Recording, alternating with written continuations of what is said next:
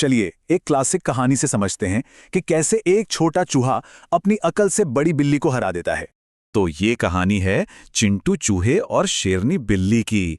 एक तरफ चालाकी, दूसरी तरफ घमंड। शेरनी का घमंड वो थी उसकी रफ्तार। उसे लगता था कोई चूहा उसे कभी हरा ही नहीं सकता। और पहली ही मुलाकात में शेरनी को लगा बस जीत तो पक्की है।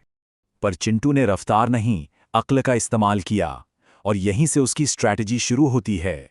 उसने एक 4 स्टेप का जबरदस्त प्लान बनाया और बस पूरी बाजी ही पलट दी। तो चिंटू की पहली जीत दिमागी थी। उसने शेरनी के डर को ही अपना हथियार बना लिया। अब खेल और भी बड़ा हो गया। इस बार शेरनी ने बदला लेने के लिए खुद जाल बिछाया। चिंटू उस अजीब सी खामोशी में खतरा भांप गया। तो अब वो इस नई मुसीबत से कैसे निपटेगा? उसने फिर से एक सिंपल लेकिन असरदार चाल चली और सीधा शेरनी के डर को निशाना बनाया। मतलब चिंटू ने शेरनी को दूसरी बार भी सिर्फ दिमाग से हरा दिया। शेरनी का गुस्सा और बढ़ गया।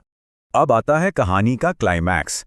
शेरनी ने चली अपनी सबसे शातिर चाल, मरने का नाटक। एक पल के लिए तो चिंटू भी धोखा खा गया, पर तभी उसे एक बहुत जरूरी बात याद आई। ये थी उसकी दादी की सीख, और ये सीख उस पल उसकी अपनी चालाकी से ज्यादा काम आई। तो सच्चाई परखने के लिए उसने एक सिंपल सा टेस्ट किया, वो भी पूरी सेफ्टी के साथ।